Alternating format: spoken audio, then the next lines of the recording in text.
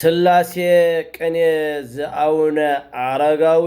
እጹብ ህላዌሆሙ ለገብረ ክርስቶስ ወአረጋዊ አሃወ ሥጋ ኢኮነ አሃደ ዘከመ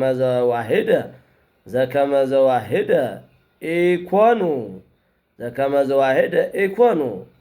ሰቀሞት ለገብረ ክርስቶስ አኮኑ ክዳኑ እንዘ ክውረየኑ ሴጥ ለባሲ ለአረጋዊ ዘባኑ ወገብረ ክርስቶስ ህሙም አይኑ እንዘ ሀገረ ባዕድ ይነብር ዘበእልመክኑ ወዘእልመክኑ አረጋዊ በእርገት መካኑ በለው እስኪ እዚህ ያው ስላሴ ስለዝግበር አሁን አረጋዊ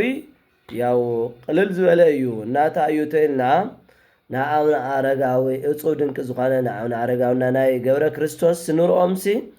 ሓደ ይኮነ ከምዞም ሓደ ዝኾኑ ከመይ ንገብረ ክርስቶስ ክዳን ሰቀ እዩ አረግት ክዳን እዩ አረጋው ደሞ ናይ አረጋው ዘባን ደሞ ዝኸበረ ክዳን ይክደን ኣሎ እንደገና ገብረ ክርስቶስ ሕሙም ዓይኑ ተኸውን ኣብ ክራይ እንትቕመጥ አረጋው ግን ኣብ ገዙ ይቕመጥ ኣሎ ማለት እዩ ልሶም እንግዲህ ሓደ ሰብ ናይ ክባር ክዳን ይክደን ሓደ ደሞ ጨርቂ ይክደን እንደገና ክራይ ገዛ ትቕመጥ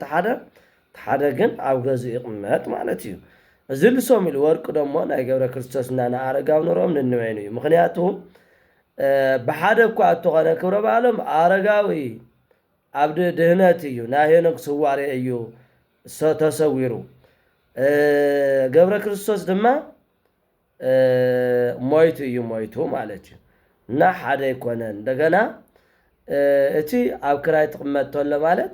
ኣብ ሞት ትቕመጥ ተሎ ኣብ መቃብር ትቕመጥ ተሎ ገብረ ክርስቶስ አረጋው ግን ብእርገት ብስዋሪ ዘሎ ማለት እዩ ንሰሙ ልወርቁ ማለት እዩ እና ጽቡቕ በዓል ጽቡቕ ክብረ በዓል ይግበረልና አሜን